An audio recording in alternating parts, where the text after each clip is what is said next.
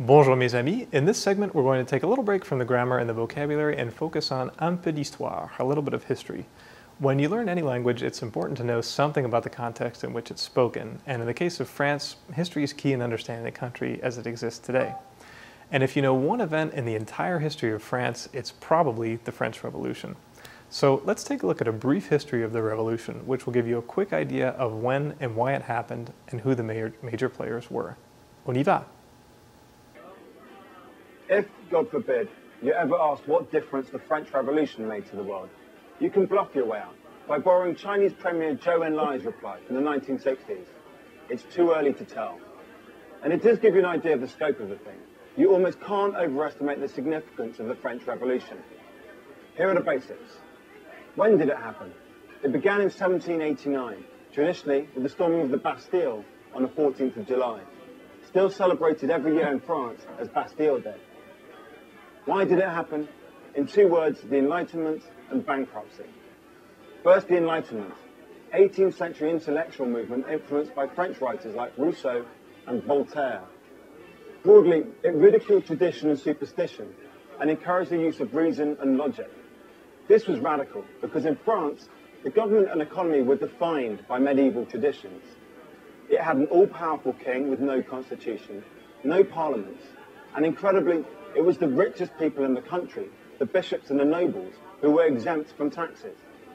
Meanwhile, the bulk of the population was poor, hungry, and overloaded with taxes. Secondly, bankruptcy. France had been fighting wars and, of course, mostly losing them for the best part of a century. Wars are expensive, and they've been paid for by big loans. By the 1780s, debt repayments had the government on the brink of bankruptcy. This led to a political crisis, because a string of ministers tried but failed to reform the economy. So new ideas meet political crisis. Add to this, nice but dim Louis XVI's complete failure to control events. The National Assembly was finally convened to sort out the mess, but rumours of a royalist plot led to revolt instead. The Paris mob sacked the Bastille and murdered the mayor.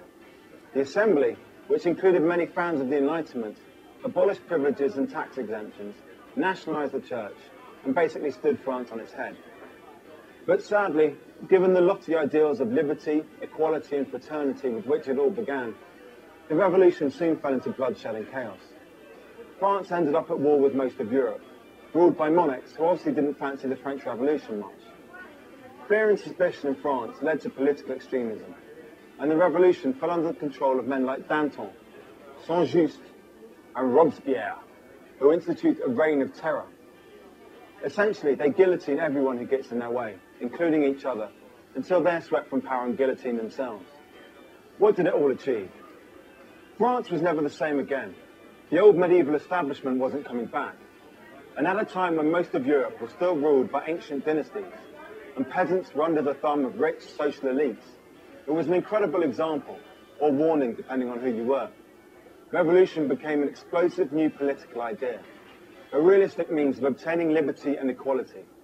And if you think of the impact of that, from Russia to China and South America, you can see that the revolution's legacy is vast.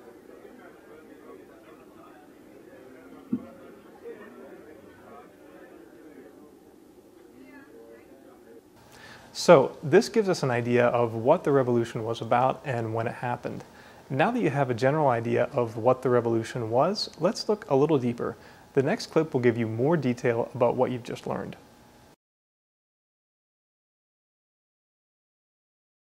Okay, now that we have an idea of some of the key events in the revolution, let's review the timeline of some of these events. But to do that, we need to learn some more nombres, numbers. So far, we've learned the numbers from 0 to 100, from 0 to 100. So let's start with 100 and then learn the rest. We'll go through a couple of key building blocks for larger numbers, and you'll see how they work. After each number, pause the video and repeat the number to make sure you have its pronunciation right. Here we go. 100, 200, 300, 400,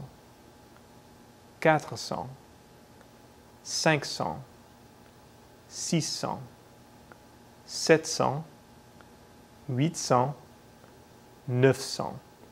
So these probably aren't too different from what you expected. You're using your numbers from 1 to 9 plus the word cent, and voila, you have hundreds. Notice one thing though. When we say 100 or cent, it's literally one single hundred, so cent is written without an S at the end. But as soon as we have more than 100, they become plural if you want to think of it that way. So 200, 300, 400, 500, 600, 700, 800, and 900 all have S added to the word cent because it's really 200s, 300s, 400s, and so on. Okay, what if we now add smaller numbers, the ones that we already know, to our hundreds? Well, that's pretty simple too. Repeat each one of these numbers after you hear it. 101, 102, 103, 104. This would continue all the way up to 199, at which point we arrive at 200, which we already know. But that S that we got added to our multiple hundreds, well, we just drop it when we add anything else on top of that. So 201, 202, 203, and so on all the way up to 299, at which point we reach 300 and it starts all over again.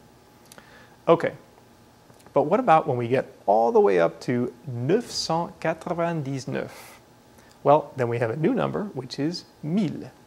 And from here on, it's actually pretty easy. To add numbers to 1000, I just tack them on, so to speak. So 1001, 1002, 1003, and so on to add single digits. To add double digits, I do it this way. 1010, 1020, 1025, and so on. To add hundreds, I do pretty much the same thing. 1100, 1200, 1300, and so on. So this is fine, but what does it have to do with the French Revolution? Well, you can't really talk about history if you can't read and say dates, so let's put all this together and identify some key dates in the Revolution.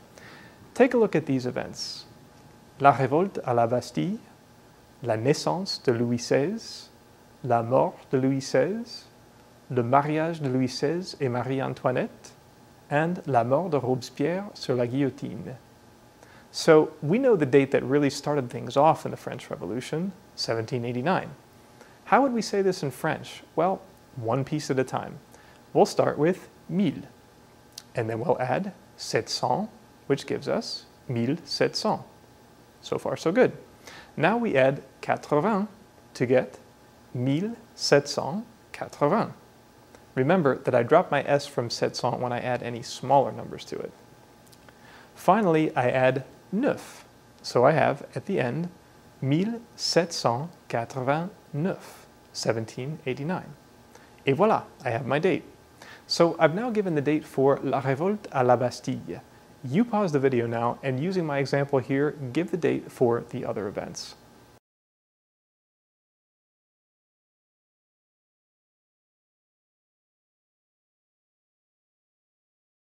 Okay, so how did you do? Let's take a look at these dates written out in French. La Révolte à la Bastille, 1789. La naissance de Louis XVI, 1754. La mort de Louis XVI, 1793. Le mariage de Louis XVI et Marie-Antoinette, 1770. La mort de Robespierre sur la guillotine, 1794. If these match your numbers, great. If not, go back and review this part again.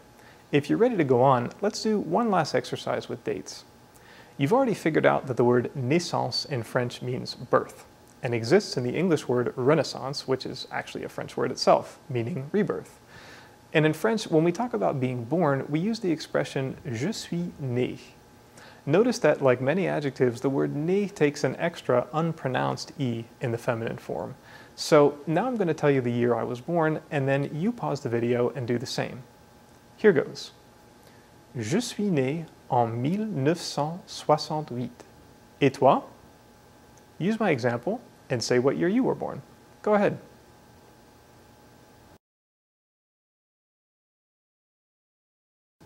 Bien, mes amis, if you've understood dates and a little bit about the French Revolution, très bien. That's all for this segment. À la prochaine.